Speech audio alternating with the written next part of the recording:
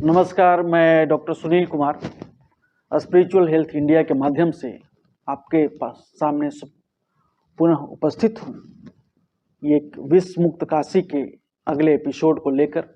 इस एपिसोड में मैं चर्चा करने जा रहा हूँ कि कौन से विश्व मुक्त जीव हैं जिनको ईश्वर के साथ देखना चाहिए। इसके पहले के एपिसोड में मैंने कहा था कि कौन से विश्व युक्त जीव हैं जो ईश्वर को अर्पित किए जा रहे हैं, जैसे नाग के रूप में कोबरा, जिसको गेहुअन कहते हैं, करैत, और सांखड़ जिसको वाइपर्स कहते हैं, pit viper, Russell viper. Russell viper रसातल का वासी है, ये धरती का वासी नहीं है। सारे जहरीले जीव जंतु ये अधम लोक के वासी है। तो इसलिए ये कोबरा में कोई यू लेके आता है, उसको वैष्णव समझ लेते हैं। फन जब काटता है तो उसको वैष्णव समझ लेते हैं। ये कहते हैं कि ये हम लोग एपिडेमियोलॉजी बोलते हैं स्पूरियस एसोसिएशन, मतलब ये मिथ्या जो जोड़ दिया गया है, ऐसा ये है नहीं। तो अब मैं ये बताऊंगा कि कौन से विषयुक्त जीव हैं जिनकी नागपंचमी में पूजा की जाती है और जो शास्त्र सम्मत है। विष्णु के साथ शेषनाग और शिव के साथ बासुकीनाथ। विष्णु के साथ शेषनाग और शिव के साथ वासुकीनाथ। अब ये प्रश्न उठता है कि शेषनाग किस रूप में है। शेषनाग अजगर के रूप में, वो लक्ष्मण के रूप में, मानव में लक्ष्मण के रूप में, जो विष्णु के रूप राम के रूप में जब आए तो उनके साथ रहे। लक्ष्मण का क्या योगदान था जन कल्याण में, मानव कल्याण में, राक्षसों के हटाने में, मिटाने में, इंद्रजीत के वध में, ये बताने की आवश्यकता नहीं है। राक्षसों से मुक्ति में ये शेषनाग का, लक्ष्मण का क्या योगदान था, ये बताने की आवश्यकता नहीं। विष्णु भी कहते हैं शेषनाग की सैया पे लेटते हैं।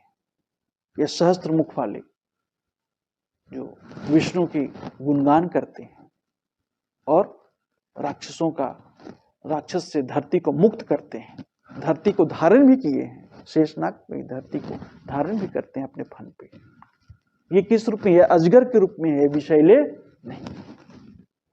तो ये अजगर के रूप में है और इनका योगदान है। अजगर विषैला नहीं होता, इनका जन कल्याण में, मानव कल्याण में, धरती के कल्याण में योगदान है, नारी कल्याण में योगदान है। इसीलिए ये इनका चढ़ाया जाता है, इनको पूजा की जाती है, इनकी दूध पिलाया जाता है नाग पंचमी के दिन में। अब ये प्रश्न उठता है कि तो शिव के साथ क्यों? शिव को प्रायः कहा जाता है कि शिव को विष प्रिय है। अब जब भी उनके साथ दिखाया जाता है तो मैं प्रायः देखता हूं चित्र में गेहुअन का। तो शिव के साथ कौन सा? शिव के साथ बासुकीनाथ। आप बाबा वैद्यनाथ के यहाँ जब जाएंगे तो बासुकीनाथ का मंदिर है साथ। तो उनके बासुकीनाथ को क्यों पूजनीय है? बासुकीनाथ का क्या योगदान है? बासुकीनाथ की रस्सी बनाई गई थी समुद्र मंथन के समय और मंदराचल पर्वत को मथनी, और समुद्र मंथन हुआ, उसी से रत्न निकले, उसी से आयुर्वेद निकला, उसी से अमृत निकला, जो 4 जगह छलके थे जहां कुंभ का मेला लगाया जाता है। तो ये मानव, आयुर्वेद का योगदान मानव को स्वस्थ करने में भगवान धन्वंतरी लेके आए थे। तो यहां कितना कष्ट सह के ये बासुकीनाथ ने समुद्र मंथन को पूरा किया, और जिसके चलते मानव और देवों की उन्नति हुई, प्रगति हुई और स्वतंत्रता मिली। इसीलिए ये नागपंचमी में शिव के साथ बासुकीनाथ की पूजा की जाती है। शेषनाग जहां अजगर के रूप में है, बासुकीनाथ वहां धामन सांप के रूप में। ये भी दोनों विश्व मुक्त हैं, दोनों विषैले नहीं हैं, दोनों जहरीले नहीं हैं। इसलिए ये इन दोनों का योगदान है, और इन्हीं दोनों को जो है शिव के साथ बासुकीनाथ और विष्णु के साथ शेषनाग, यही जहरीले विष मुक्त सर्पों को ये देखना चाहिए, रखना चाहिए और पूजना चाहिए, दूध पिलाना चाहिए। इन्हीं विष मुक्त सांपों को, अन्यों को नहीं। अब ये विषैले सांपों को क्यों नहीं? कई लोग बोलते हैं ये तो शिव के साथ है, शिव ने विष पिया था। इनका स्थान कहाँ है? एक जहाँ शेषनाग का स्थान है ब्रह्मलोक के पास, विष्णु लोक के पास, जहाँ बासुकीनाथ का स्थान है शिवलोक के पास, तो इनका स्थान कहाँ है? जहरीले सर्पों का, जो आजकल लोग चढ़ा रहे हैं, जो कोबरा करे तो गेहूं में एक दरवाजे पे लोग लगा रहे हैं, उसको द्वारकाधीश बना दिया है। तो ये कहाँ पे है? तो ये है कहाँ पे? ये पता चलेगा। ये है नारद पुराण। ये नारद पुराण का मैं ये पढ़ रहा हूँ, ये पेज नंबर 59।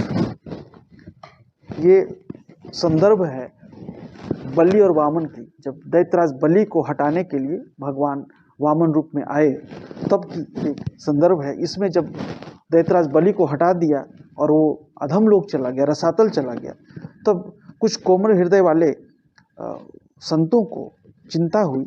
और ये दो नारद जी और सनक जी आपस में बात कर रहे हैं। नारद जी प्रश्न पूछ रहे हैं श्री सनक जी से। क्या पूछते हैं? मुने, रसातल तो सर्पों के भय से परिपूर्ण भयंकर स्थान है, वहाँ भगवान विष्णु महाविष्णु विरोचन पुत्र बलि के लिए भोजन आदि की क्या व्यवस्था की? मतलब ये सर्पों का, भयंकर सर्पों का, जहरीले सर्पों का स्थान रसातल में है। रसातल एक अधम लोक है और ये क्या शिवलोक और विष्णु लोक स्वर्ग से भी ऊपर है। इसलिए दोनों में कितने का अंतर है। इसलिए मैं कहता हूं कि मानव इस तथ्य को समझे और जो गलती कर रहे हैं उसको बार बार दोहराने की आवश्यकता नहीं है।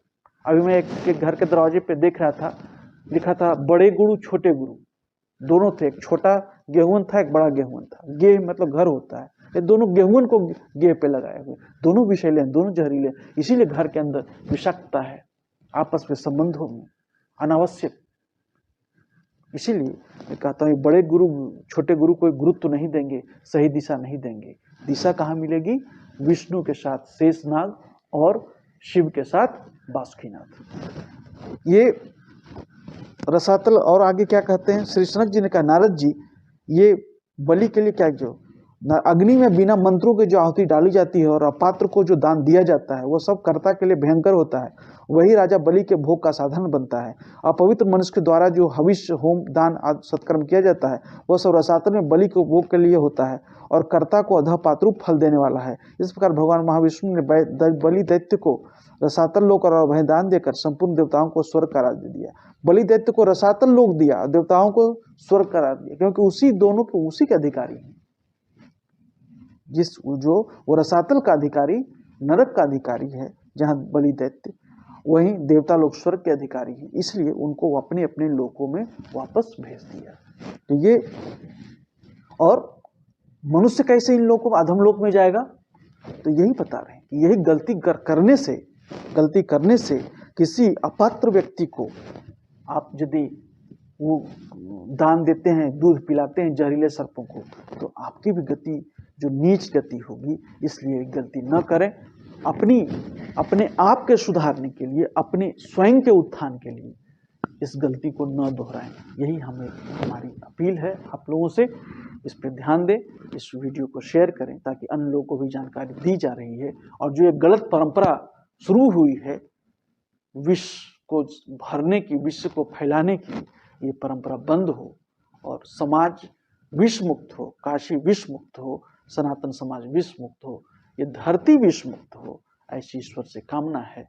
और ऐसा हो, इसलिए ये काम आप बंद करें, अन्यथा ये सिलसिला चलता रहेगा।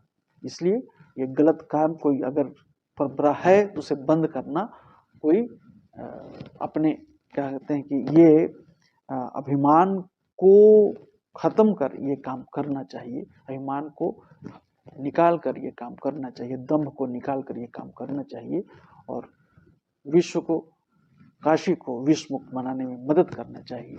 यही आपसे अपील है पुनः। और इस अपील के साथ आप स्पिरिचुअल हेल्थ इंडिया के माध्यम से जो आपके पास ये जानकारी पहुंच रही है, इसको आप शेयर करें, अन्य लोगों को भी जानकारी मिले, जो ताकि दशा और दिशा जीवन की सुधरे, अनावश्यक कलह क्लेश विषाक्तता जीवन में न हो। और पुनः मैं आपके समक्ष उपस्थित होऊंगा दूसरा वीडियो लेकर। जिसमें मैं बात करूंगा कि कौन से विषाक्त ग्रह हैं जिनका जब तब ध्यान हवन नहीं करना चाहिए, और वो इसी तरह जो मानव जीवन को अधम लोक की तरफ ले जाते हैं, नरक की तरफ ले जाते हैं, रसातल की तरफ ले जाते हैं, कोई रस नहीं जीवन में देते हैं। ये सुखाड़ है, ये रसातल है। इसलिए इन दोनों के अंतर को समझना चाहिए, शब्दों के हेर फेर में नहीं पड़ना चाहिए। धन्यवाद और पुनः नमस्कार।